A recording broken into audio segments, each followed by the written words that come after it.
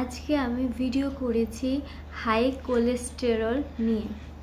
তো high cholesterol লেভেলটা কেন হয়, মানে কোলেস্টেরল লেভেলটা হাই কেন হয়, কি কি কারণে হয়, আর কি কি খাদ্য খেলে হয়, আর কোন কোন খাদ্য বাদ দিলে সেটাকে কন্ট্রোল করা যেতে পারে, কি কি এক্সারসাইজ করলে সেটাকে কন্ট্রোল করা যেতে পারে, সঙ্গে কোলেস্টেরল লেভেলটা নর্মাল কত, এর থেকে একটু বেশি হলে কী সমস্যা হতে পারে, বা এর থেকেও বেশি হলে মানে এক্সট্রিম একদম বর্ডার লাইন হয়ে গেলে সেটা হলে কীরকম সমস্যা হতে পারে ডিটেলসে আলোচনা করেছি।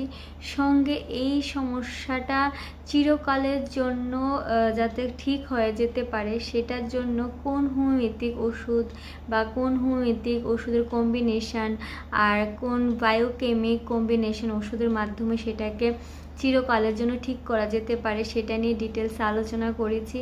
আমি যেভাবে মেডিসিনগুলি বলি, সঙ্গে যেরকম ডায়েট চার্ট, যেরকম গাইডলাইন দিয়ে থাকি, সেটা যদি আপনারা মেনে চলেন তাহলে আমি 100% গ্যারান্টি দিয়ে বলতে পারি যে আপনাদের হাই কোলেস্টেরল লেভেলটা নর্মাল লেভেলে আসতে বাধ্য।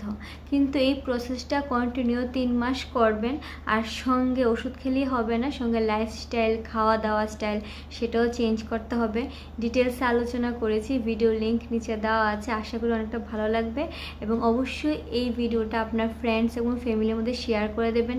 যাদের যাদের এই সমস্যা আছে ওনাদেরও অনেকটা সাহায্য হবে, ওনাদেরও অনেকটা উপকার হয়ে থাকবে। আর অবশ্যই আমার চ্যানেলটা সাবস্ক্রাইব করতে ভুলবেন না, ভিডিওটা লাইক করবেন।